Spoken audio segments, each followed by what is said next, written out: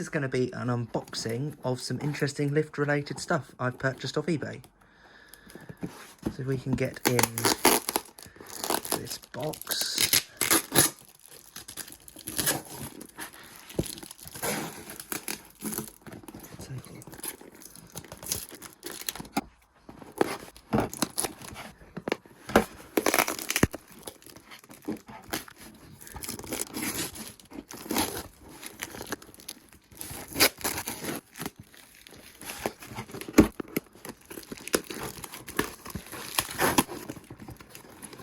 Right, that should be, that's this side. Just going to check there's nothing in here with my address on.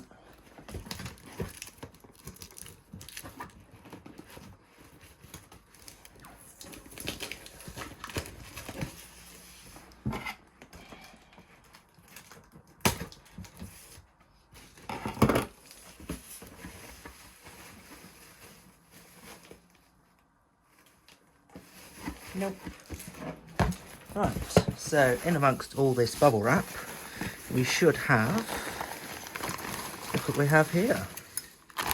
Brand new in bag Otis call button.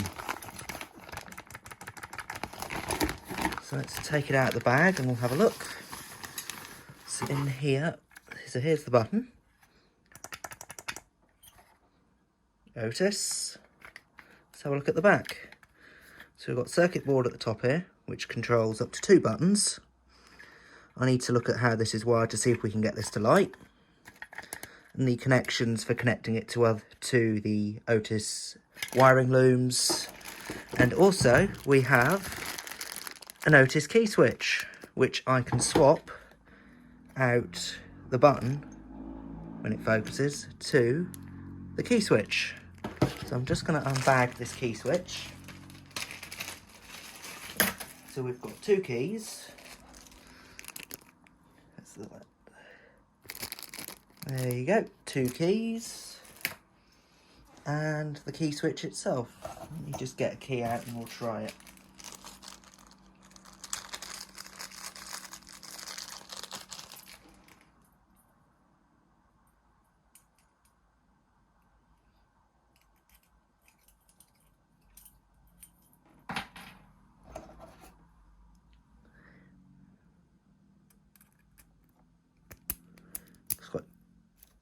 So it's a spring-loaded key switch with an LED on it, so when that tells you that it's accepted your call. Alright, that's everything.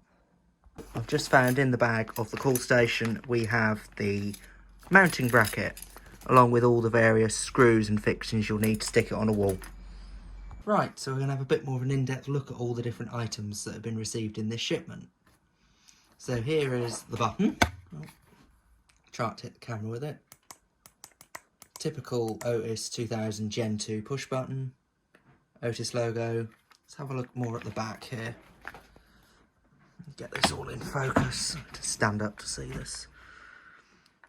So here you've got, you can see there's a little potentiometer there to adjust the volume of the beeper. So this must be one of the newer push buttons. And you've got connection here. Try to do this through the camera. This is for push button 1, push button 2, and you can see that if I move this Wago out of the way, you've got space for 2 connections and the down and the up. So here's your button. So what I'm going to do is have a look and see if we can change this to the key switch. So what we want to do is, if we does this unscrew? Yes, it does.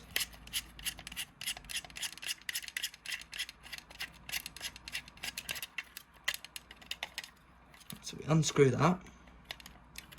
That goes out the front. I'm going to have to disconnect that. That's a bit of a fiddle. Right, one sec. Oh, so this whole plate comes out. I see how they've made this. That sits around there. And that's what converts it so you can have 1 or 2. You just change this faceplate. One sec. That's attached and trapped. That's it. Right. There's the button on its own. Let's have a look at the PCB. Is that written on it? No, it's just stamped from when it was manufactured. So where have I put my key switch? There it is. So what we should be able to do is take this bolt off. Actually, if we can't take the cable off, it's attached, it's soldered. I unscrew that.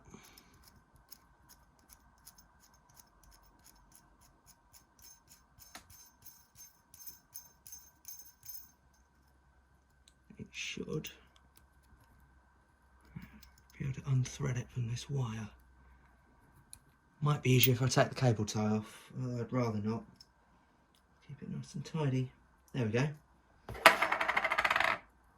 There's the nut off the key switch.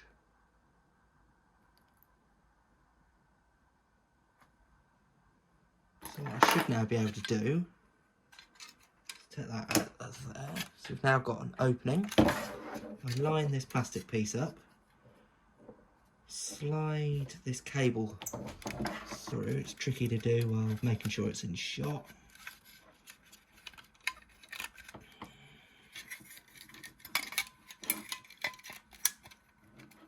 This is a bit fiddly, must admit.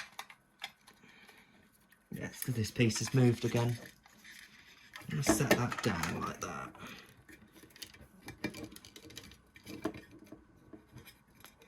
The last thing I want to do is force this in. It's in the way here. Oh, it's the Wago connections in the way, that's the problem. Pull that out. Slide that in. And you should now be able to slide this back over. He says.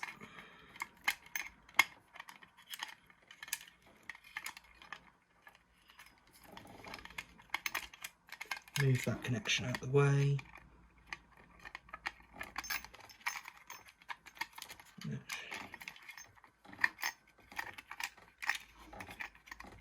should just be a matter of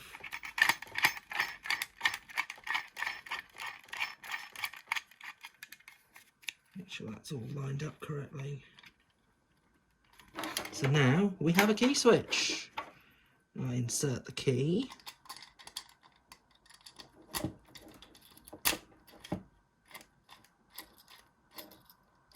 Cool. So now it's an Otis call station with a key switch. I've had a bit of a tidy up of the call station, given it a bit of a clean, and I've also removed the excess cabling just so it fits better on the wall if I choose to mount it. Here it is in all the different component pieces. So we've got one push button, focus, one key switch with fixed wiring,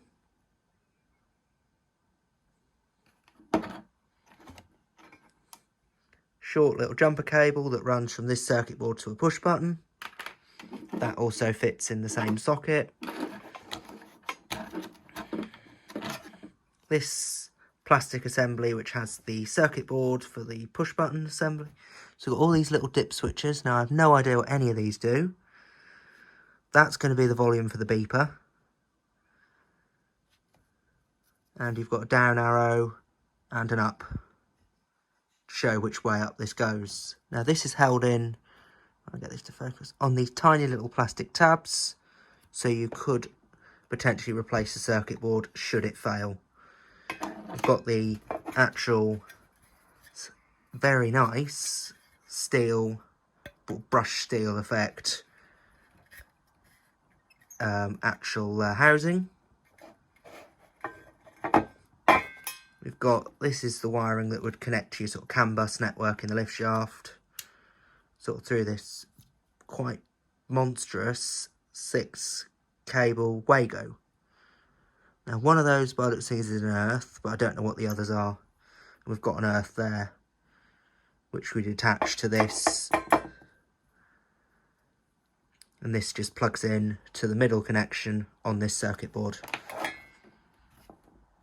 I've taken the button apart a little bit more. There's just 2 little screws in the bottom through this little PCB. So this is the actual micro switch.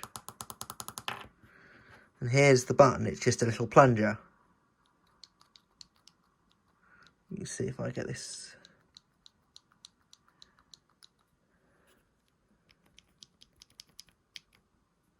I've realised I filmed a video and didn't end it, so all I'm going to say is thanks for watching.